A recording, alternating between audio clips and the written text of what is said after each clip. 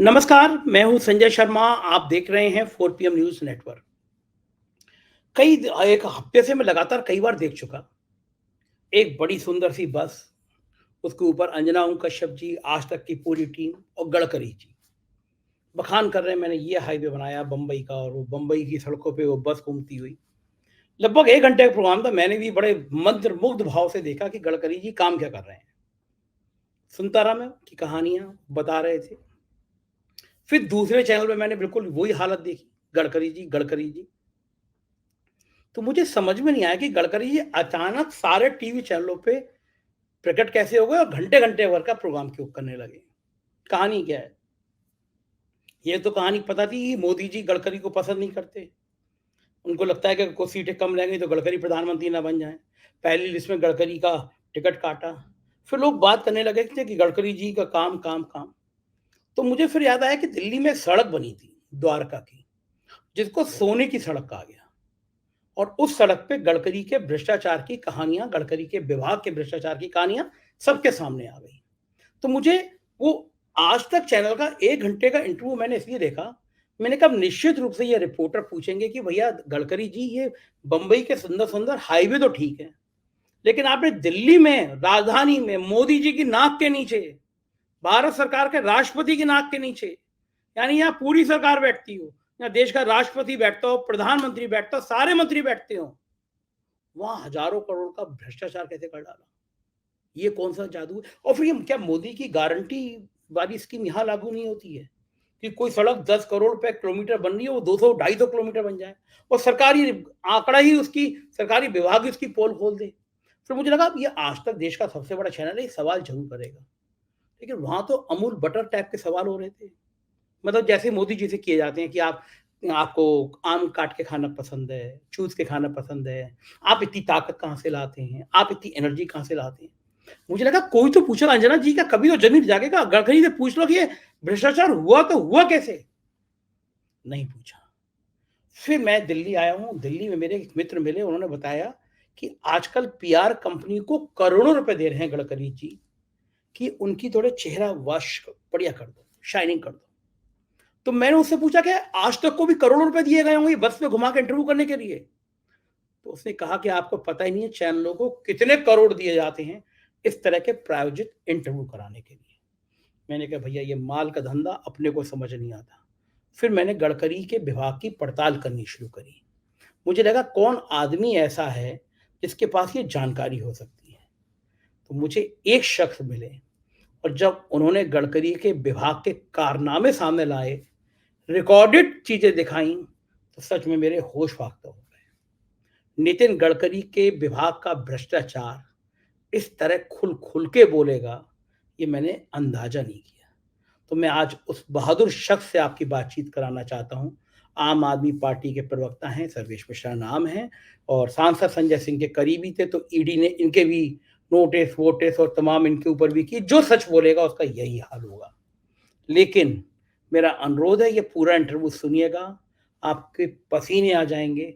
सोच नहीं सकते हैं जब गडकरी के विभाग का ये हाल है, तो फिर मोदी के बाकी मंत्रियों की गारंटी क्या होगी? चलते हैं सर्वेश मिश्रा जी के पास, पूरा इंटरव्यू सुनाते हैं आपको, और फिर मैं आपकी राय का इंतज़ार करूँगा। स्वागत है 4 पीएम न्यूज़ नेटवर्क में सर्वेश जी आपका।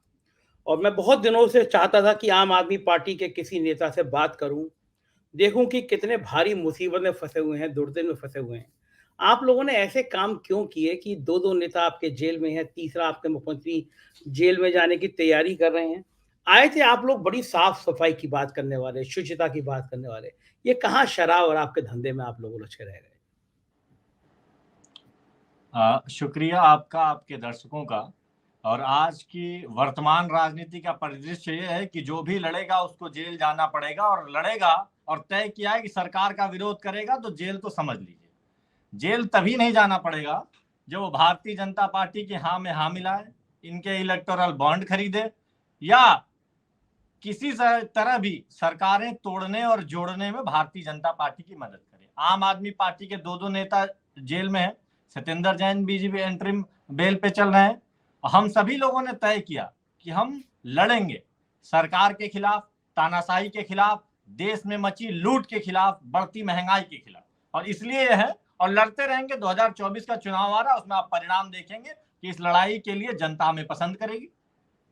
धर्मेश भाई, जो जेल जाता है ना वो यही कहता है कि हम ईमानदारी के लिए जेल जा रहे हैं, हम लड़ाई करने के लिए जेल में जा रहे हैं। आप इतने ईमानदार हैं तो आपको जमानत वमानत क्यों नहीं मिल रही? आप लोग जेल में आपके नेता क्यों इतने लंबे से समय से हैं?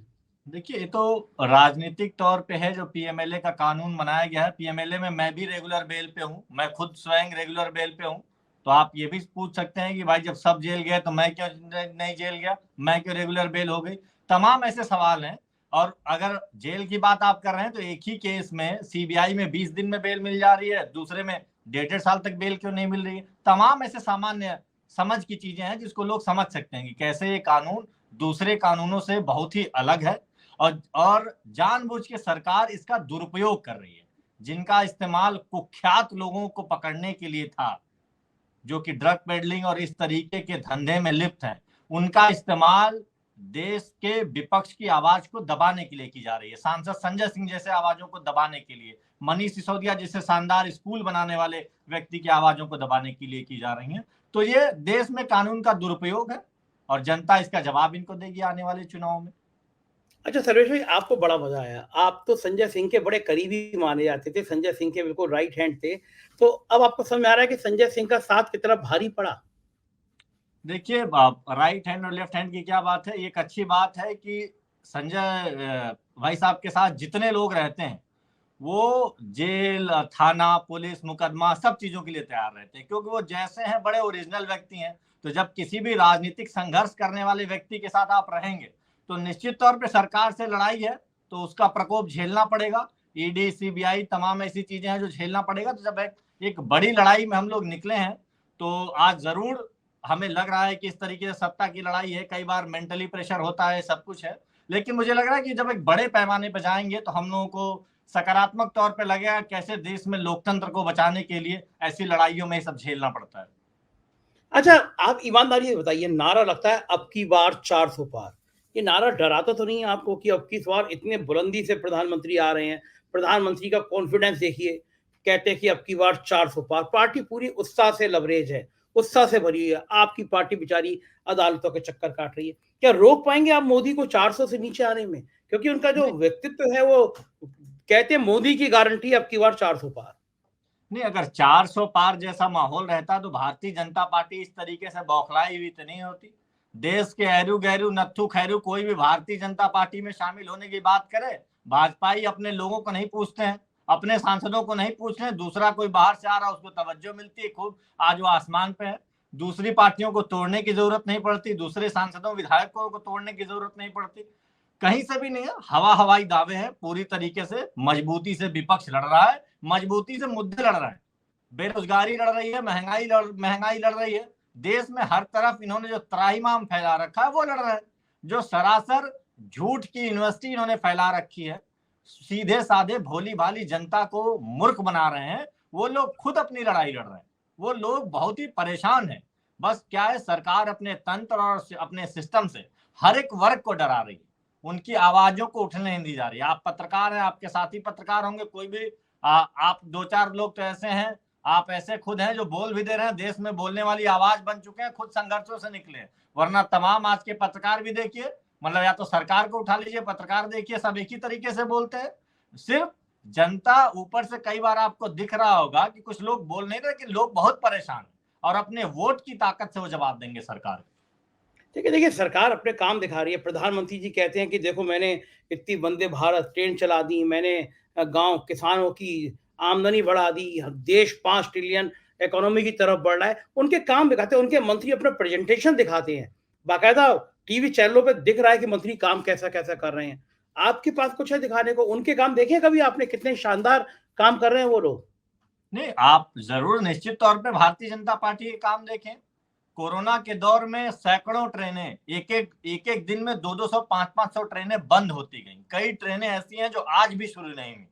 और भारतीय जनता पार्टी ने, मोदी सरकार ने अब तक कुल मिला के 20 के लगभग वंदे भारत ट्रेन भारत में चलाई। अब तक 10 साल के शासन की बात कर रहे हैं, बुलेट ट्रेन की तो शुरुआत भी नहीं करी। और पार्लियामेंट में सांसद संजय सिंह जी का सवाल है, उस सवाल के जवाब में दिया, मैं आपको सवाल की वो कॉपी भी भेज दूंगा। इस सवाल के जवाब में क्या इन्होंने बताया है। सवाल क्या, पहले तो सवाल बताइए, सवाल क्या है? देखिए, हमने पूछा कि कुल कितनी वंदे भारत ट्रेन आपने चलाई है। ये पिछले साल का सवाल है, एक साल ठीक है, पहले का, क्योंकि ठीक है। काफी समय से तो उनको सस्पेंड ही कर दिया गया है संसद के उसमें। खुद सरकार ने कहा कि 12 ट्रेनें अभी चल रही हैं, उसके बाद अभी योजना में हैं। 8 ट्रेनें कुछ समय पहले चली हैं, कुल मिला के 20 या 22 ट्रेनें चल रही हैं। आप समझ रहे हैं, भारत जैसे देश की क्या 22 ट्रेनों के नाम पे इस देश में कुछ भी हो सकता है? और वो भी इन वंदे भारत ट्रेन जो पहुंचने की दर है, वो शताब्दी से मात्र 20-25 मिनट पहले क्लेम करते हैं आप। और वो भी आप समझिए, किराया 1.5 गुना है। और वंदे भारत को चलाने के लिए, उसको समय से पहुंचाने के लिए शताब्दी रोक दी जाती है और 4 ट्रेनें। तो देश में अव्यवस्था कैसे लाई जा सकती है, देश की जनता को मूर्ख कैसे बनाया जा सकता है, इसका भारतीय जनता पार्टी की सरकार एक उदाहरण है। वंदे भारत मैं कह तो रहा हूं, आप सोचिए 100, 200, 500 ट्रेन भी लेकर आए होते तो समझ में आता। हजारों ट्रेन जिसके बीच चलती हैं, चंद 20 ट्रेनें चलाकर आप ये कह रहे हैं कि मैंने देश के रेलवे के सिस्टम को बदल दिया। आप नई दिल्ली के किसी भी रेलवे स्टेशन पे चले जाइए, आप देखिए कैसे खचाखच ठूस के भरा पड़ा है। थर्ड एसी और सेकंड एसी के हालात कैसे हो चुके हैं। मैं खुद उत्तर प्रदेश के बलिया जिले से आता हूं। हमारे यहाँ सीतामढ़ी से एक ट्रेन चलती है, लिच्छवी एक्सप्रेस कहता हूं। 4 महीने लगातार कैंसिल रही है, 20 दिन पहले चलनी शुरू हुई है। ये मोदी सरकार का शासन है। ये बिहार और उत्तर प्रदेश वालों को, ये दिल्ली में बैठी हुई मोदी सरकार का तोहफा है। गिनती की 2 ट्रेनें चलती हैं जो बक्सर और मतलब बक्सर बलिया होते हुए दिल्ली को पहुंचाएं। और उन 2-2 ट्रेनें जो निरंतर चल रही हैं, उसमें से एक मुख्य ट्रेन 3-3 महीने के लिए कैंसिल हो रही है। 3-3, आप 4-4 महीने के लिए। आप देख आप सकते हैं ऑनलाइन। आप भी आप कहाँ बक्सर बलिया की बात कर रहे हैं। देश बुलेट ट्रेन चलाने जा रहा है और आप बक्सर बलिया पे अटके हुए हैं। बुलेट ट्रेन चलेगी, दुनिया में नाम होगा, आप बक्सर बलिया पे अटके हुए हैं अभी तक। 10 साल से बुलेट ट्रेन तो पूरा देश ढूंढ रहा है। वो कह रहा है कि भाई कहाँ हो, कहीं मोदी जी पॉकेट वॉकेट में रखे हो, या हो सकता हो अडानी जी के घर पे चलती हो, कहीं पर्सनल किसी के यूज में आती हो। वो बता दें कि आखिर में किस तरफ चल रही है बुलेट ट्रेन, हम भी देखना चाहते हैं। मोदी जी, आप पूरे देश में गारंटी देते जा रहे हो। आपने जो गारंटियां दिया 2 करोड़ रोजगार की, कहाँ है वो? बुलेट ट्रेन कहाँ है? स्मार्ट सिटी कहाँ है? ढूंढे कहाँ इसे हम? काला धन कहाँ है? क्या क्या है, आप सोचिए। मतलब अभी मोदी जी का एक पत्र 4-4 दिनों पहले सबके मोबाइल पे घूम रहा है। मैं पूरे पत्र में पढ़ने लगा, मैंने भी पत्र खोला, मैंने कहा पत्र पढ़ लेता हूँ। मोदी जी का आया मेरे कि पास भी देश आया के था, मेरे पास भी आया था। विकसित भारत का उन्होंने पत्र भेजा। मैंने कहा ये पत्र पढ़ना तो बहुत जरूरी है। पूरे पत्र में मैं मोदी जी की गारंटी का नाम भूल गया। आखिर में वो ये पूरा पत्र आया। इस पूरे पत्र में मैं देखिए कहीं भी मोदी जी का, बकायदा प्रधानमंत्री जी ने मुझे खत भेजा है, मुझे व्यक्तिगत भेजते हुए इन्होंने कहीं से नहीं दिखाया। इसमें कोई बात नहीं है नोटबंदी की, 2 करोड़ रोजगार की, काला धन लाने की, कहीं बात नहीं है बुलेट ट्रेन की। आखिर में कहां चलेगा? ये कैसी गारंटी है कि आपकी गारंटी खुद भी आप याद नहीं रख रहे हो, आप कह रहे हो जनता याद रखे। आपने आपने सर्वेश जी मेरा दिल तोड़ दिया। मुझे लगा कि मोदी जी ने सिर्फ मुझे ही भेजा है खत, अब आपने भी दिखा दिया आपको भी भेजा है। अब जब वो नहीं आम आदमी देखिए, मुझे पार्टी वालों को भी भेज रहे हैं तो मुझे लगा कि स्पेशली शायद मुझे ही भेजा होगा। मैं बड़ा खुश था कि मोदी जी का चिट्ठी आई है, लेकिन आपने दिखा दिया आपके पास भी आई है। लेकिन नहीं एक बात देश बताइए, के, आपको आपको देश में जो ये इतने हाईवे बढ़िया-बढ़िया बन गए, ये सब दिखता नहीं है, विकास की बात आपको दिखती नहीं है कहीं पे भी। देखिए आज देश के हाईवे ऐसे हैं कि उस पे गाय और भैंस तो चल सकते हैं, लेकिन आम आदमी का चलना थोड़ा दूभर हो गया है ये हाईवे के गलत। नाम पे। 2 दिन से गडकरी जी का मैं 3 दिन प्रोग्राम देख रहा हूँ, मैं देख के हैरान हो गया हूँ। गडकरी जी एक शानदार मिनिस्टर हैं मोदी सरकार के, जिन्होंने देश भर में नेशनल हाईवे का जाल बिछा दिया और आप उनकी भी आलोचना करने में लग गए हैं। नहीं, देश में आलोचना की क्या बात है। मैं तो आपको सिर्फ वो आंकड़े रखना चाहता हूं जो कि संसद में इसी सरकार ने दिए हैं। मैं आपसे कुछ आंकड़ों की बस जिक्र करता हूं। एक संसद का एक सत्र है, उसमें हमने कुछ सवाल किए थे। सांसद संजय सिंह जी के माध्यम से सवाल किया गया था। 2453 नंबर का सवाल है और 22/3/2023 को इसका जवाब दिया है राज्यसभा में। सवाल क्या था? ये सवाल में हमने पूछा है कि एनएचएआई पे कर्ज कितना है, कितना कर्ज बढ़ा, और नेशनल आखिर हाईवे पे। में एनएचएआई पे जो कर्ज बढ़ता जा रहा है इसका कारण क्या है। क्योंकि आपने जब प्रोजेक्ट एक ड्राफ्ट किया, आप पहले जब प्रोजेक्ट स्टार्ट करते हैं तो कहते हैं कि ये एक्स अमाउंट की लागत आएगी, जब प्रोजेक्ट खत्म होता है तो आप कहते हैं नहीं ये एक्स अमाउंट जो है एक्स इंटू 2 में हो गया, 2 गुना लागत में हो गया, 2.5 गुना लागत में हो गया। जब इस देश की सभी परिस्थितियां आप जानते हैं, सभी चीजें जानते हैं, आज प्लानिंग इस स्तर पर जा चुकी है कि आप आज बैठे बैठे लोग शादी तक तय करते हैं तो देख लेते हैं, देखो भाई इस दिन बारिश तो नहीं होने वाली है। आप सामान्यतः देखिएगा, लोग जब शादी तय करने जाते हैं तो वो भी देख लेते हैं कि अनुमान देख लो कहीं बारिश तो नहीं होने वाली है, ओपन कोर्टयार्ड करूं या बैंकेट कर दूं या किस तरीके से करें। ऐसे दौर में सरकार के पास तमाम सुविधाएं, उसके बावजूद भी सरकार खुद पार्लियामेंट में कह रही है कि 173 ऐसी योजनाएं हैं जिनमें देरी हुई, और उनमें देरी और तमाम कारणों की वजह से लागत एनएचएआई की बढ़ गई। और खुद इसके जवाब में देखिए सरकार ने खुद कहा है, इसमें एक जवाब में एक लाइन है, द इंक्रीज इन डेब्ट from March 2007 to March 2022 is around 51%। 1.5 गुना लागत, गडकरी जी के विभाग में, आप गडकरी जी के विभाग में, गडकरी जी के विभाग का जवाब है, कहीं दूसरा नहीं। आपको सवाल की मैं कॉपी भी भेज देता हूं, आप इसको पढ़ेंगे और अपने दर्शकों को दिखा भी पाएंगे, बड़ा आसान सा रहेगा। मार्च 2017 से मार्च 2022 तक ऋण में लगभग 51% की वृद्धि हुई। आप 2017 में 50,000 करोड़ का लोन लिया गया, 2018-19 में 61,217 करोड़ का, 2019-20 में 74,987 करोड़ का, 2020-21 में 65,080 करोड़ का, 2021-22 में 76,150 करोड़ का।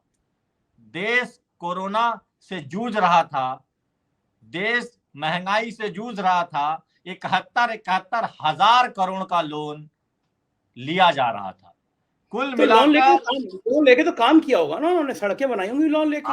आप समझिए, अब इसी टैक्टिक्स को समझने की जरूरत है जो मैं आपको समझा रहा हूं। इसमें ही हमने एक दूसरा सवाल किया, क्योंकि हमें पता था कि देश की जनता को कैसे, भोली भाली जनता को किस तरीके से बताया जा रहा है। इसमें हमने सवाल किया और हमने पूछा कि गत 5 वर्षों के दौरान भारतीय राष्ट्रीय राजमार्ग प्राधिकरण द्वारा कितनी निविदाओं में निविदा पश्चात संशोधन किए गए, तत्संबंधी निविदावार कंपनीवार ब्यौरा क्या है। अब देखिए इसके 2 रिप्लाई हैं, वो दोनों लाइनें पढ़िएगा, बहुत कॉन्ट्राडिक्टरी लगेंगी आपको। सरकार ये कह रही है भारतीय राष्ट्रीय राजमार्ग प्राधिकरण की परियोजनाओं में निविदा के बाद कोई संशोधन नहीं किया जाता है। ये एक आपका जवाब हो गया।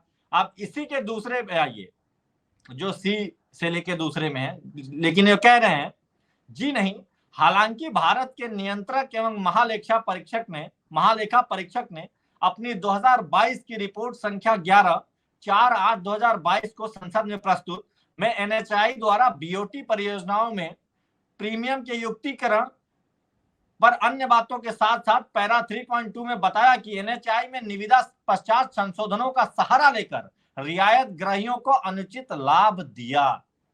ये रिपोर्ट में है, ये रिपोर्ट में मैं इसको सवाल भेज दे रहा हूं आपको, ये आपके सवाल आपके मोबाइल पे है। आपका कहना है कि इस रिपोर्ट में पार्लियामेंट के जवाब में ये कहा गया कि गडकरी जी के विभाग में टेंडर के बाद रेट बढ़ाकर अनुचित तरीके से लाभ पहुंचाया गया। ये मैं सही भाषा बोल रहा हूं? अब मैंने जो अक्षरशः वर्ड बाय वर्ड आपको पढ़ के बताया है, कोई इसमें अपने मुताबिक शब्द नहीं जोड़ा है। और ये बहुत बड़ा, आप सर्वेश जी बहुत बड़ा आरोप लगा रहे हैं गडकरी जी के विभाग पर।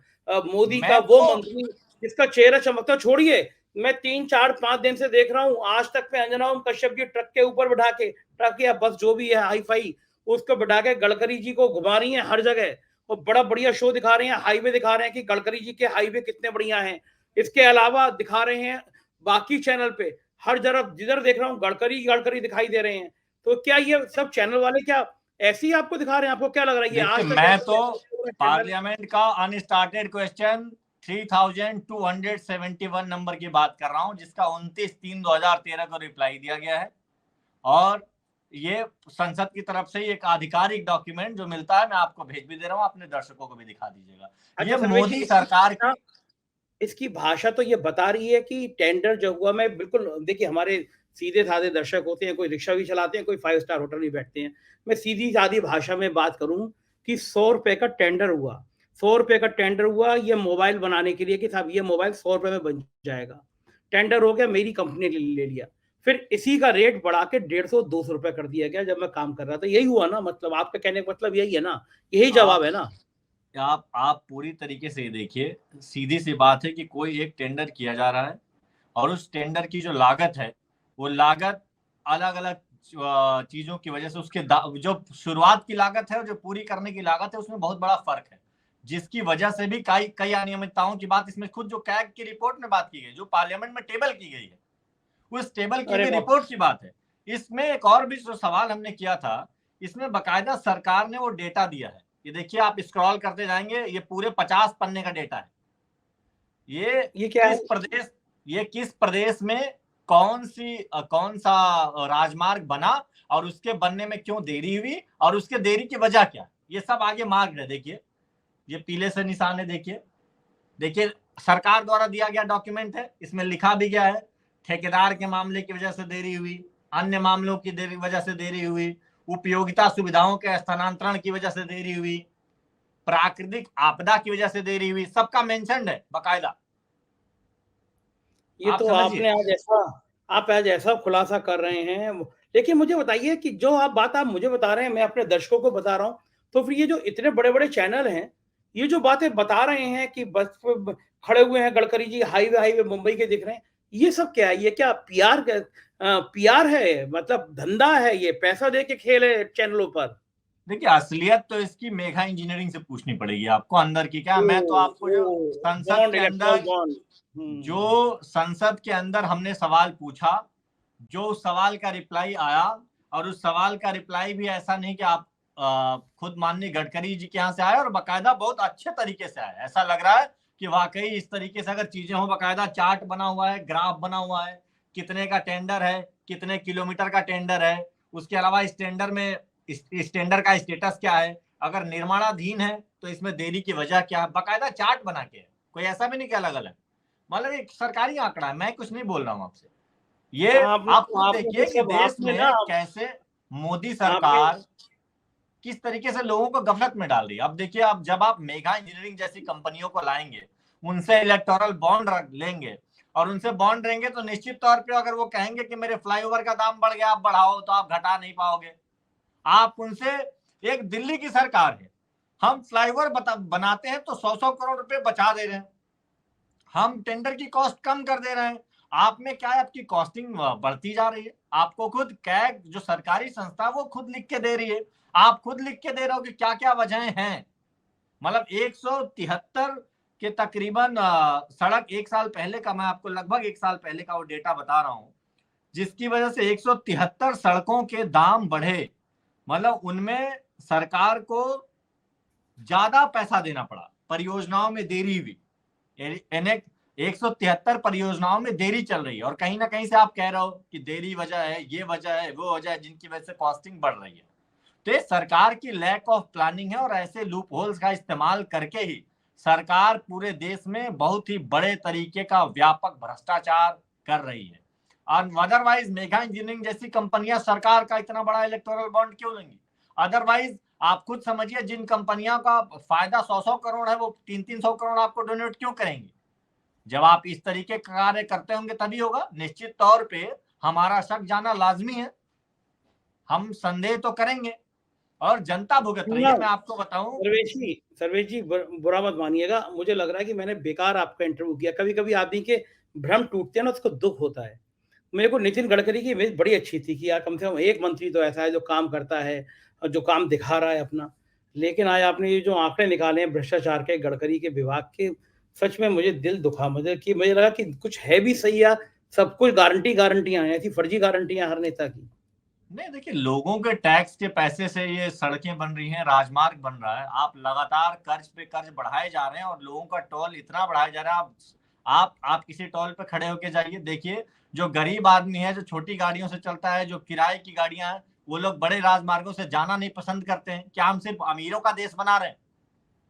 आप खुद कई के, अभी थोड़े दिनों पहले ही मैं अभी पेरिफेरल एक्सप्रेस पे भी जब पैसे देखे मैंने, मेरी दिमाग उड़ गया कि आखिर में क्या अमीर लोग ही चलेंगे? आप उनकी रियायत भरे दाम रखिए। आप जब जनता के टैक्स के पैसे से ही कर्ज ले रहे हैं, तो आप सिर्फ कार पे चलने वाले और लग्जरी गाड़ी पे चलने वाले लोगों के लिए क्यों करेंगे? भाई, देश की जनता कह रही है, आप सड़कें बनाइए तो सुविधा तो दीजिए। अगर गाय भैंसे सड़क पे चल सकती हैं तो इंसान के चलने में दिक्कत क्या है? आप अभी मुंबई में आपने इतना बड़ा राजमार्ग लॉन्च किया, उसका किराया देखिए किस तरीके से। 2 बार आदमी को अप डाउन करना है तो सोचना पड़ेगा, क्या नहीं नहीं भैया इस रास्ते पे मत जाओ। तो पूरे देश की जनता को देखना चाहिए कि कैसे मोदी सरकार हर एक मामले में ये और इनके मंत्री कैसे हर एक मामले में जनता को गफलत में डाल रहे हैं। 20 अच्छा, वो मुझे आपने वंदे आपने भारत मेरे चला के आप रेलवे में बहुत नहीं, बड़ा। नहीं, नहीं, सर्वेश जी, आपने मेरे उस सवाल का जवाब नहीं दिया। आप दिल्ली में रहते हैं, मीडिया के लगातार संपर्क में रहते हैं, हर जगह आपके सोर्स, आप पावरफुल इंसान हैं संपर्कों के मामले में। मैं ये जानना चाहता हूँ कि देश की जनता जो चैनल देख रही है, जो मैंने पहले सवाल किया, 1-1, 2-2 घंटे का प्रोग्राम मैंने देखा। गडकरी का वो प्रोग्राम देखा, फिर 2 दिन बाद फिर वही प्रोग्राम देखा, 4 दिन बाद मैंने फिर वो देखा कि एक बस के ऊपर अंजना ओम कश्यप और सारी टीम आज तक की खड़ी हुई है।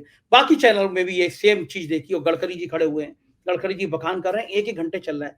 तो क्या ये कार्यक्रम क्या बहुत बड़ी रकम लेके चलाए जाते हैं टीवी चैनलों पे? क्योंकि जनता तो जो देख रहा है सच समझ रही होगी, आपके जैसे बोलने वालों को दिखाते नहीं है। आज तक तो कोई बुला के आपको गडकरी जी की ये कहानियाँ तो आज तक पूछेगा नहीं। देश का कोई गोदी मीडिया चैनल पूछेगा नहीं। हम जैसे लोग हैं जो आपकी बात सुनेंगे, दर्शकों तक बिना कटिंग के जो आप बोल रहे हैं ऐसी हम बात पहुंचा देंगे। हम कोई काट-छाँट नहीं करते। ये 4 पीएम की गारंटी है, मोदी वाली गारंटी नहीं है, असली वाली गारंटी है। आप जो बोलेंगे यथावत पहुंचेगा दर्शकों तक। तो मुझे बताइए ये खेल क्या है जो मैं चैनल पे 1-1, 2-2 घंटे के गडकरी जी की कथाएँ सुन रहा हूँ? क्या करोड़ों रुपए खर्च किए जाते हैं इस सब चीज़ों के पीछे? कि निश्चित तौर पे गोदी मीडिया का बहुत बड़ा होल्ड है, और मोदी सरकार को जब दिखाने के लिए कुछ भी कहीं काम नहीं है तो उनको ये दिख रहा है कि ये एक डिजाइंड मॉडल है, ये इनका है, ये दिखा दो। जब संसद के अंदर माननीय नितिन गडकरी जी खुद ये कह रहे हैं कि मैंने ये कॉस्टिंग में सड़क को बनानी थी और मैंने मेगा इंजीनियरिंग को बहुत कम में दे दिया, तो भाई जनता तो सवाल करेगी ना कि ये जो आपने जो कम कह रहे हैं ये भी जनता के लिए बहुत ज्यादा है। क्योंकि आप खुद, अगर कैग की रिपोर्ट ये कह रही है कि देरी की वजह से खर्चे बढ़े, कई इसका मतलब जैसे लैक ऑफ प्लानिंग कहीं ना कहीं सरकार की रही है। कई ऐसे मामले रहे हैं, 51% का कर्ज बढ़ा, जिस तरीके से बात हो रही है कि आखिर में कर्ज तो आप, और सबसे बड़ी बात एक और मैं आपको बता दूं, आप एक बहुत बड़ा और डेटा पे जाइएगा, पब्लिक थोड़ा रिसर्च कम करती है, जानती कम है, तो मैं बता दूं। आप थोड़ा 2000 उस समय जब हम ये ड्राफ्ट करा रहे थे तो हमने देखा एवरेज कलेक्शन टोल का इंडिया में क्या है। एक बहुत बड़ा प्रश्न बन जाता है, या आप कह रहे हैं टोल से कमाई, ये सब चीजें हैं एक एक बड़े बड़े। पहली बात तो आप देखिए टोल की भी हमारी नीति क्या है। पंजाब में हमारी सरकार बनी, सरकार बनने के बाद अब तक 9 ऐसे टोल हैं, टोल प्लाजा, जिनको मान साहब जाके फीता काट के बंद करते हैं। दूसरी सरकारें क्या करती हैं? फीता काट के उद्घाटन करती हैं, ये नई सड़क, नया टोल प्लाजा। हमारी सरकार क्या करती है? हम प्रोग्राम कराते हैं, लोगों को बनाते हैं, हम फीता काटने कहते हैं, लो आज से किसी का टोल नहीं लगेगा, सब आओ सब जाओ, जीरो। 9 टोल प्लाजा हमने बंद किए। 2022 में जब हम इन आंकड़ों पे रिसर्च कर रहे थे तो हमें पता चला कि एक एक दिन का, 2022 की बात मैं कर रहा हूँ, थोड़ा उसके आगे और जाएगा, अब चीजें और बढ़ गई हैं। 134 करोड़ पर डे का टोल कलेक्शन इंडिया में था, हाईएस्ट कलेक्शन 150 करोड़ गया था। आप सोचते जाइए, ये भी बड़ा मतलब एक एक स्कैंडल है। दिन का कलेक्शन कह रहा हूँ, आप आंकड़े लिख नहीं पाएंगे, मैं दिन वाइज कह रहा हूँ, आप ये साल में भी मत जाइए। ये आपने टोल की बात करी, मैंने उत्तर प्रदेश में मेरे को जानकारी में आया, जब वो आगरा लखनऊ एक्सप्रेसवे था, सरकार बनी और जो उसके बाद जो शुरुआत होनी थी, तो हमारे यहाँ बहुत बड़े काबिल अफसर हैं अवनीश अवस्थी जी, आजकल मुख्यमंत्री के सलाहकार हैं। मुख्यमंत्री जी के विचारों की बैंड बजाने में उनका बड़ा भारी योगदान रहा है। तो अवनीश अवस्थी साहब ने एक कंपनी को, आगरा की एक कंपनी को बिना टेंडर के टोल वसूलने का काम दे दिया। बाद में पता चला कि वो भारतीय जनता पार्टी के नेता की कंपनी थी। तो तब मुझे पता चला कि टोल का करोड़ों का खेल कैसा होता है। लेकिन मैं आखिर में एक दो बात चीज आपसे बात करना चाहूंगा। ढीले आप लोग भी हैं। दिल्ली में द्वारका की एक सड़क बनी जिसे कहा गया सोने की सड़क। नहीं, मैं अभी और उस पे आ रहा हूँ, अभी आइए उस पे, हाँ। हमने अभी मैं उस पे, मैं बस आपको उसी की जानकारी दे रहा था, वहीं तक आ रहा था, क्योंकि वो भी कैग से रिलेटेड है। अब मैंने कहा आपको किस तरीके से रोजाना 150 करोड़ रुपए रोजाना टोल प्लाजा से कलेक्शन इस समय है। फास्ट टैग का सिस्टम आने की वजह से टोल का कलेक्शन रूटीन वाइज पता भी चल रहा है, जिस तरीके से उसमें भी भारी अनियमितता है कि अगर किसी व्यक्ति के पास, कोई गरीब आदमी गलती से टोल प्लाजा चला गया, फास्टैग नहीं लगवाया है, तो दोगुना पैसा सरकार मांगती है। मतलब सरकार कहती है कि रूटीन आते जाते रहो हमारे ऊपर, एक दिन के लिए नहीं आ सकते। वो एक अलग बहुत ही अलग बात है, उसमें मैं ले जाऊंगा। अभी मैं उस द्वारका के फ्लाईओवर की आपको बात करता हूं, जिसकी पर किलोमीटर की लागत 18 करोड़ थी। 18 करोड़ मतलब आप समझिए, और जिसको बढ़ा के 250 करोड़ लेके चला गया। और 250 करोड़ कैग की रिपोर्ट कहती है कि बताइए कहां 20 करोड़ के लगभग, कहां 250 करोड़ के लगभग। मतलब अनियमितताओं की बात सरकार ने खुद की, कि कैसे कई गुना दाम पे द्वारका एक्सप्रेसवे पे दाम बढ़ा दिए गए। उसमें एक इनके ब्यूरोक्रेट के बेटे भी आए जो डायरेक्टर थे, जिनको पता चला कि भाई जो जमीन औने पौने दाम पे थी, उनका मुआवजा कई गुना मिला उनको। ऐसे कई, क्या है, पूरा तंत्र धीरे धीरे खुलता है इनका, क्योंकि इन्होंने पूरे सिस्टम को अपने कब्जे में लेके एजेंसियों को, लोगों को डरा रखा है। द्वारका की वो सोने की सड़क, आम आदमी पार्टी के तमाम प्रवक्ता, नेता, सब लोग गए, विधायक गए, और उन्होंने कहा देखिए जो सड़क है सामान्य सड़क नहीं है, ये सोने की सड़क है। अभी तक खैर वो चालू नहीं हुआ है, लेकिन आप खुद सोचिए 18 करोड़ कहां और कहां 250 करोड़। मतलब जिस तरीके से लागत बढ़ती है, भ्रष्टाचार का रिकॉर्ड टूट गया। इसका मतलब lack of planning, lack of coordination, तमाम ऐसी चीजें जिनकी वजह से बढ़ा होगा। देखिए डायरेक्ट और इनडायरेक्ट कई तरीके के करप्शन है जो मुझे बताइए सर्वेश जी, ऐसे भ्रष्टाचार चूंकि गडकरी जी को चेहरा बना रही है मोदी सरकार, हालांकि कुछ लोग कहते हैं कैग की रिपोर्ट जारी कराने के पीछे मोदी जी की टीम थी, क्योंकि मोदी जी गडकरी को पसंद नहीं करते, सब जानते हैं, गडकरी का पहली लिस्ट में नाम नहीं था, क्योंकि लोग कह रहे हैं कि अगर सीटें कम लगेंगी तो गडकरी भी प्रधानमंत्री बन सकते हैं, ऐसी बातें आती रहती हैं। लेकिन गडकरी के विभाग का भ्रष्टाचार का ये बिल्कुल नंगा नाच जो आपने सामने रखा, आम आदमी पार्टी को बड़ा आंदोलन क्यों नहीं खड़ा करना चाहिए कि ये गडकरी जी के विभाग के भ्रष्टाचार की वो कहानियां हैं जो आज तक देश के सामने नहीं आई। एक तरफ ये न्यूज चैनल जो एक घंटे घुमा रहे हैं गडकरी जी को दिखा रहे हैं, तो गडकरी जी को समझ में आएगा ना कि भैया एक तरफ गोदी मीडिया के चैनल और एक तरफ ये पार्टी है जो हमारा सारा कच्चा चिट्ठा अभिलेखों के संग, रिकॉर्ड के संग ला रहे हैं, और आपके अभिलेख तो साबित कर रहे हैं कि मोदी सरकार के मिनिस्टर्स में गडकरी का भ्रष्टाचार में, अगर ये कागज सही है जैसा आप बता रहे हैं पार्लियामेंट में है, तो भ्रष्टाचार में गडकरी जी ने रिकॉर्ड तोड़ दिया। देखिए पहले तो आपको ये समझना पड़ेगा कि ये उनके कच्चे चिट्ठे हैं, जिनको मोदी जी की सरकार में कहा जाता है कि सबसे ज्यादा काम हुआ, सबसे तेजी से काम हुआ, सबसे बड़ा काम हुआ, सबसे अच्छा काम हुआ, वहां की एग्जाम्पल मैं आपको बता रहा हूं। और सोने की सड़क, ये आम आदमी पार्टी ने ही पूरे देश को दिखाया है कि देखो आओ सोने की सड़क देखो। तो हमने तो जहां जहां भी जनता से खुली लूट करते हैं हम बताते हैं, इनको हमने बताया कैसे फ्लाईओवर्स के बनाने में कॉस्टिंग कम की जा सकती है, इनको हमने बताया कैसे पंजाब में सरकार बनते ही टोल प्लाजा माफ किए जा सकते हैं। आपको पर डे एक एक टोल प्लाजा से रेवेन्यू 6-6 लाख, 8-8 लाख, 20-20 लाख था। सामान्य जनता पे समझिए कितना ज्यादा होगा। जो लोकल लोग रह रहे होंगे, जिनके खेतों की जमीन लेकर आपने वो सड़क बनाई, उनको भी आने जाने के लिए 100-100 रुपए देने पड़ रहे थे। आप समझिए दुर्भाग्य है, एक लोकतंत्र के लिए शर्मनाक है। जब इन टोल प्लाजा को हम बंद करते हैं तो लोग बहुत खुश होते हैं। तो आम आदमी पार्टी एक तरफ काम करके भी दिखा रही है कि कैसे हम देखिए स्मूथ कर सकते हैं, दूसरी तरफ हम सोने की सड़क भी दिखा रहे हैं, तीसरी तरफ हमारे सांसद संजय सिंह जी का सवाल संसद का। आप सोचिए कि 2021 और 22 में हमें सवाल पूछ रहे हैं, तो हम खुद भी तो, हमारे जो नेता हैं कितना आगे बढ़ चढ़ कर वो देख रहे हैं कि देखो इन परियोजनाओं की असलियत क्या है, देश में इनके नाम पे गुमराह क्यों किया जा रहा है, क्यों बताया जा रहा है कि हमने ये बना दिया, हमने वो बना दिया। तो ये सब आम आदमी पार्टी लगातार ये कर रही है, देश हित में कर रही है, और मोदी सरकार के चेहरे को खोल रही है कि देखो आपके चेहरे पे इस तरीके से ये एक तरह का अंधियारा छटा हुआ है। मेरे को बहुत मजा आया आपसे बात करके, शुक्रिया सर्वेश जी। आप इस तरह के रिकॉर्ड इकट्ठे करते रहिए, मेरा वादा है हम ये सारे अभिलेख जनता के सामने लेकर जाएंगे। पैसा जनता का है, सरकार जनता की है, किसी को भी भ्रष्टाचार करने की इजाजत नहीं दी जा सकती। कितना ही जुर्म करें, कोई कितनी जाति करे, लेकिन लोग सच बोलने वाले खड़े होते हैं। इन सब रिकॉर्ड को हमारे सामने रखने के लिए बहुत बहुत शुक्रिया। थैंक यू सर्वेश जी। सुना आपने क्या हाल है देश में, जो टोल प्लाजा बने हैं वहां की कीमतें इतनी बड़ी हैं कि गरीब उन पर चलने की सोच नहीं सकता। ये देश में सच में अमीरों की सरकार है। 5% लोग देश चला रहे हैं। इन हाईवे को देखकर समझ आता है, आप और मैं जिन सड़कों पे चलते हैं, गांव देहात के लोग जिन सड़कों पे चलते हैं, वो कितनी टूटी फूटी हैं, सड़कों में गड्ढे हैं या गड्ढों में सड़क है, ये कहना बड़ा मुश्किल है। लेकिन गारंटियां ऐसी होती हैं, आजकल फिर गारंटियां ऐसी दी जा रही हैं तय आपको करना है कि आपको करना क्या है। बस मुझे बताते रहिएगा, चैनल को प्यार बनाए रखिएगा। शुक्रिया, थैंक यू।